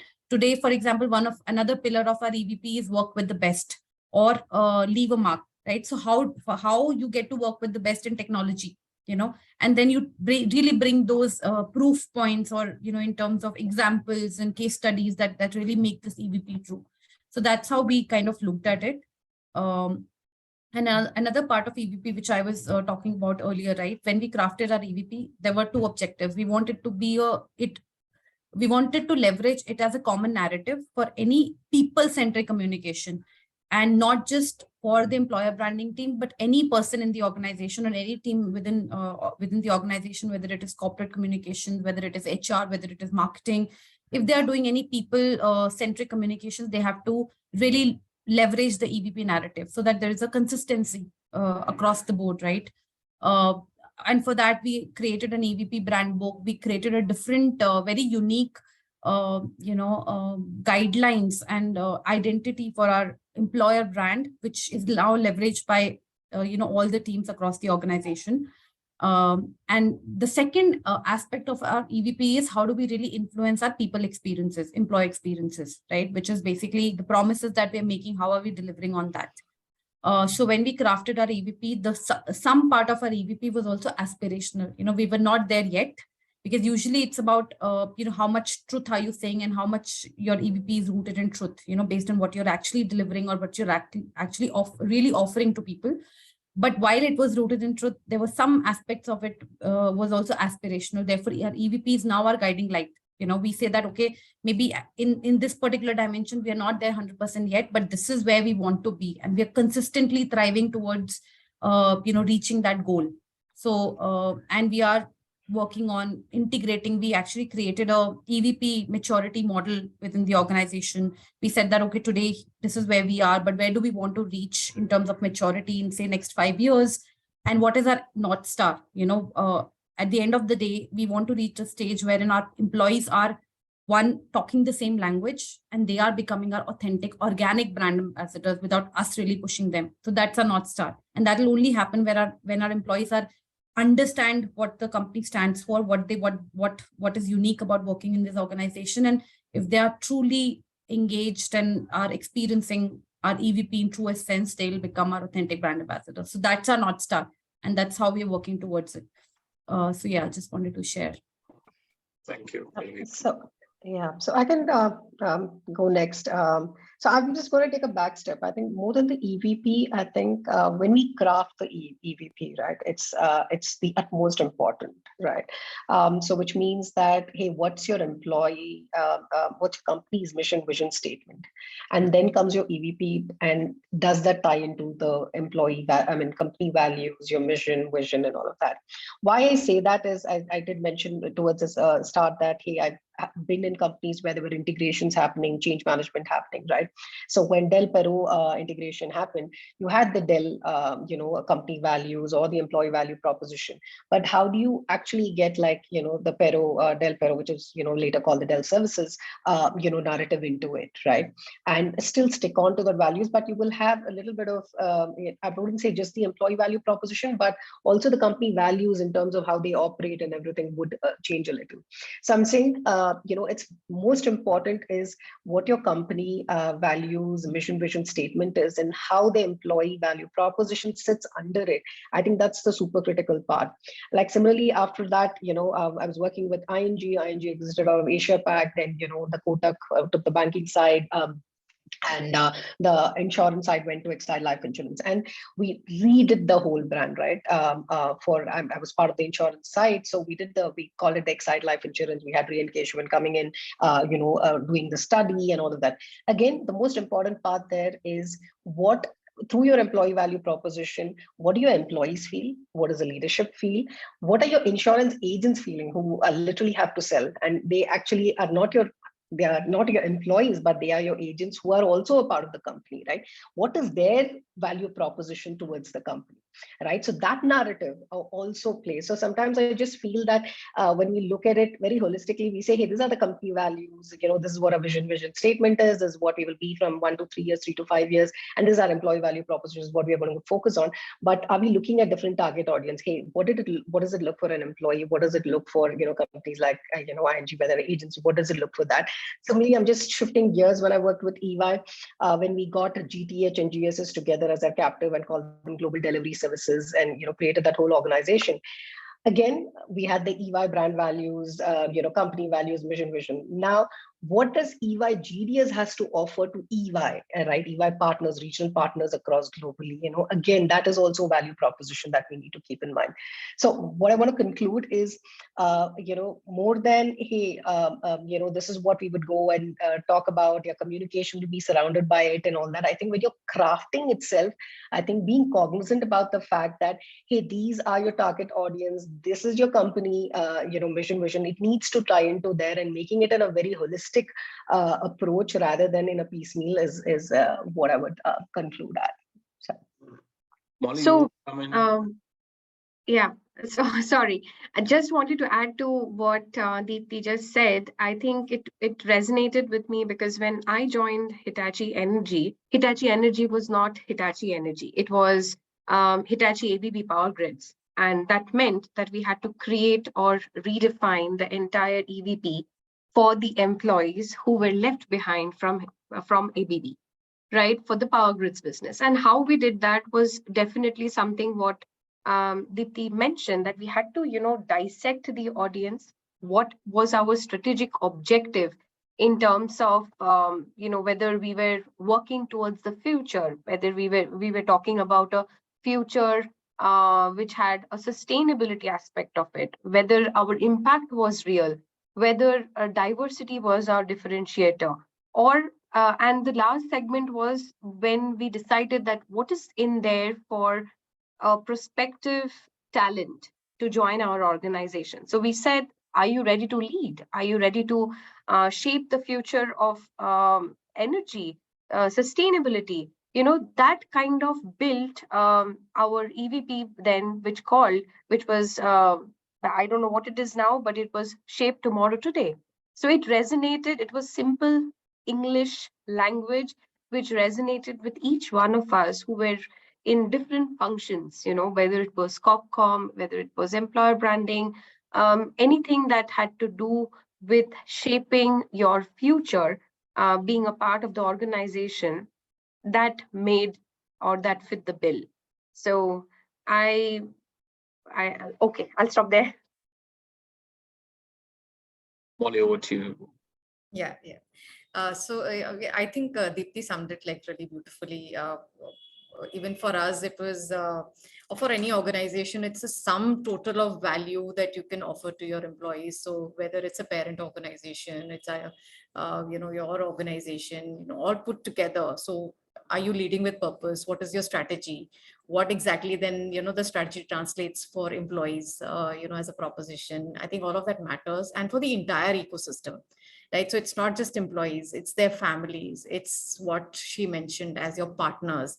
Let's say for your agencies, as as professionals, we work with so many different, extensions and partners and, suppliers and all of that. So it actually extends to, them as well.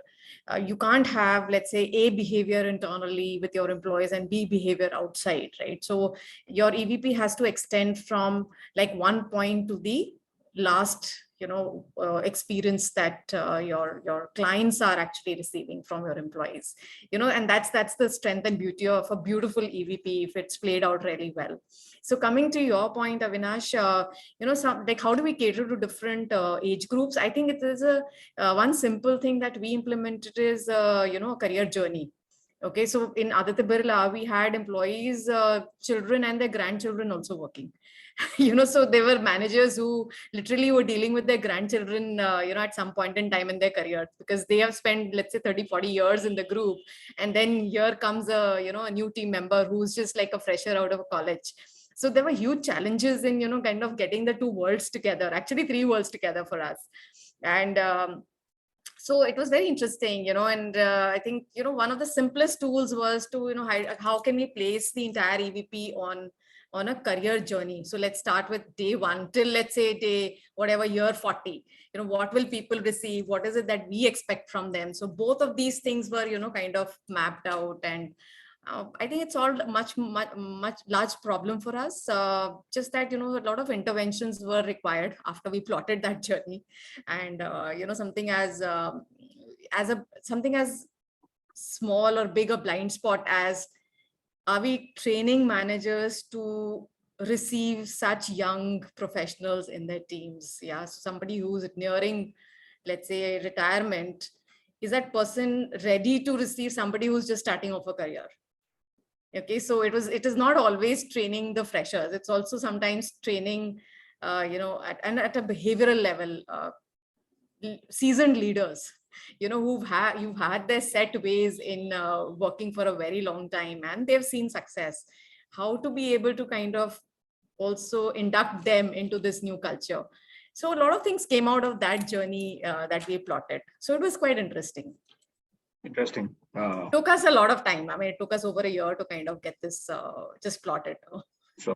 For a conglomerate of your size, I'm sure it must have been pretty tough. Great. I think we just left with a little bit more time. So what we will do as a last thing is, we spoke about, future and, about the next 30, 40 years. Are we kind of working towards looking at how our brand is going to be perceived, or what are the things that we'll have to do from a future of work perspective today to be able to attract, engage and retain talent for our organizations. Probably we can go around the table, take a couple of minutes, and we can close this closing note from each one of you on how do you see the future of work and the employer brand being able to help you attract the right kind of talent. We'll probably start with Akash.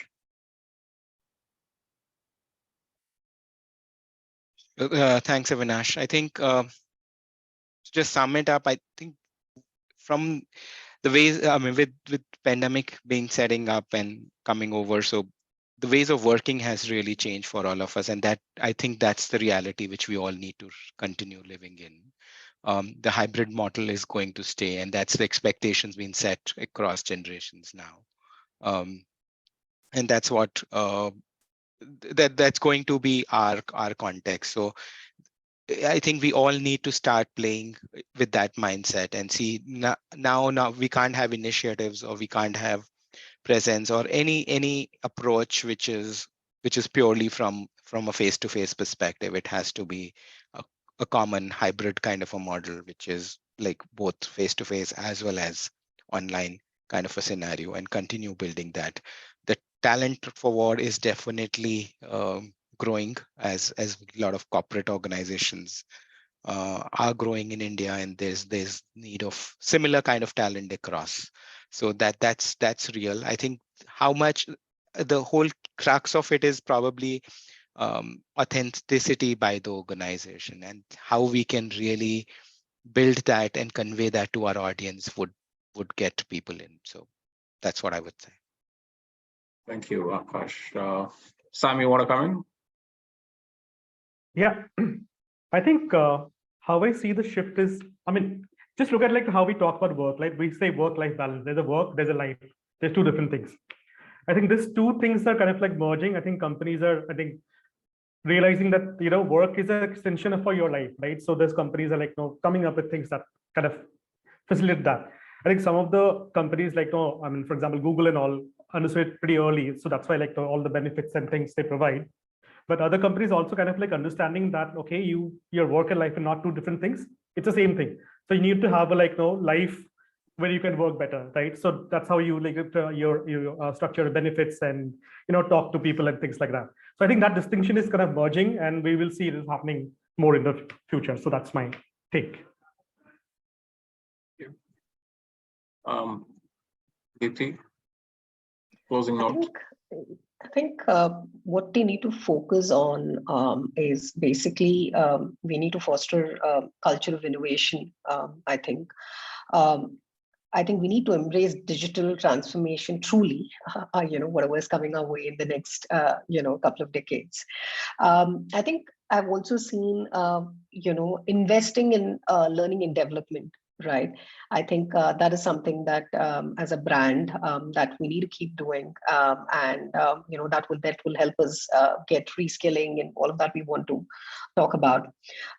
Again, foster agility and adaptability in terms of, embracing like experiments and, responding quickly, cross-functional collaboration, empowering employees to make decisions and all of that. I think it's really important. And I think somewhere today, all the companies are leaning towards the CSR, right? CSR, when I talk about the corporate social responsibility, just not what the company does, but what are they giving back to the society, and how me as an employee of the company feel good about it, right?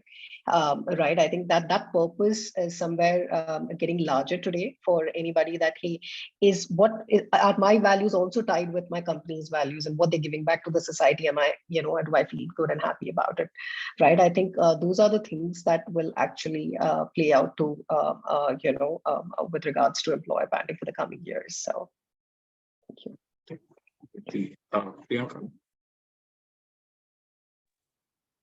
Yeah, thanks so much.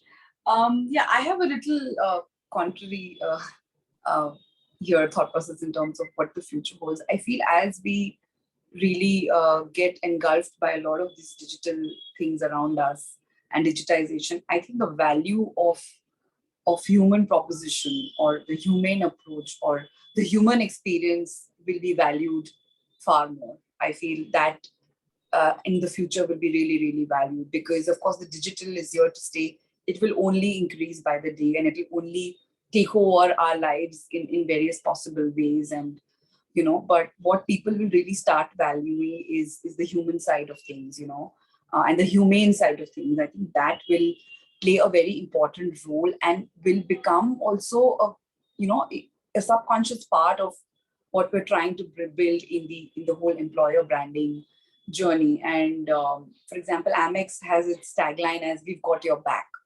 Now, "We've got your back" is literally applicable everywhere and anywhere, and that literally is the EVP proposition across everything as what the brand does.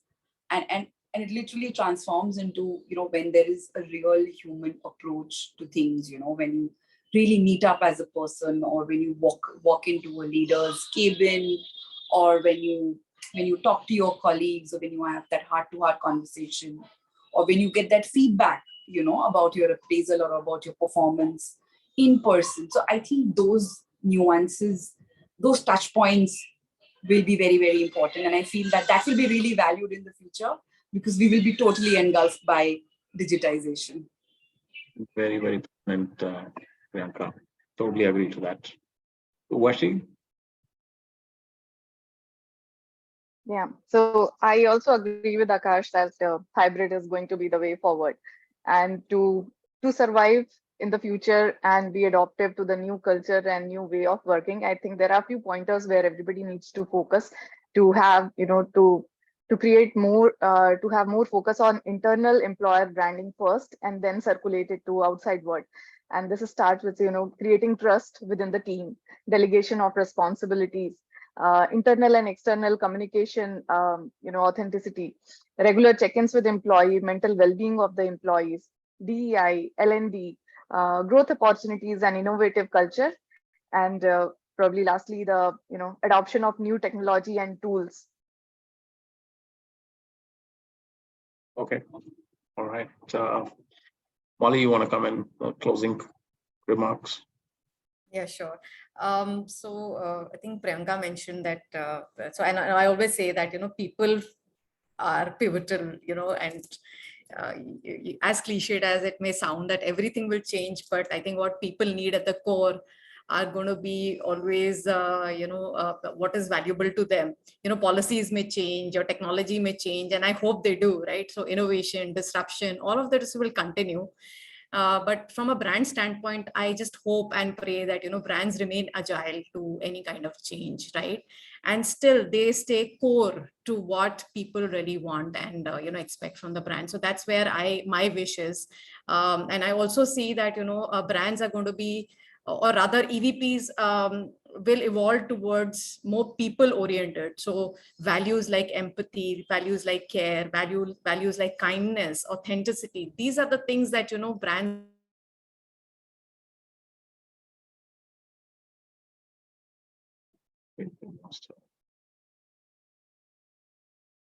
All right. I think, sorry, I think there was a pause, Molly, in the last few seconds. Okay. No, so I was just saying that, everything else probably brands can, am I audible? Yeah, you are. Yeah. So I'm saying like all technology, innovations, etc., will continue, right? And brands, today I will have that one technology, so another organization tomorrow will have it. But the biggest differentiators from a brand standpoint will always be the softer aspects of the brand, which really connect to the heart of people. Yeah. So values like empathy, kindness, care, trust, these are things that brands will have to, kind of evolve towards. There won't be any choice, I think, left very soon. So very true. So very true. Have we gone around the table? Have I missed anyone? Pratyasha, you? Yeah.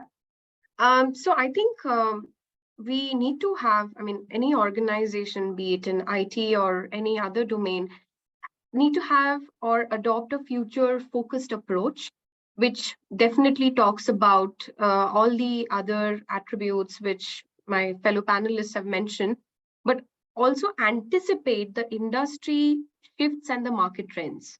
It is definitely very important to go with the flow, with the change that the industry kind of throws at us. And we also need to understand one huge aspect of employer branding is the vital role of HR leadership, which means that we have to understand how they will craft the brand strategy, align the HR practices with the brand, enhance the candidate experience, how these policies or practices engage the employees, as brand ambassadors, leveraging internal communications or measuring the brand perception and collaborating with marketing and communications. So just that HR and communication should go hand in hand to ensure that the organization's values and culture align with the employer brand.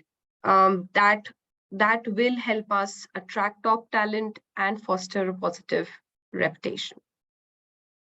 Fantastic. I guess we've really run out of time.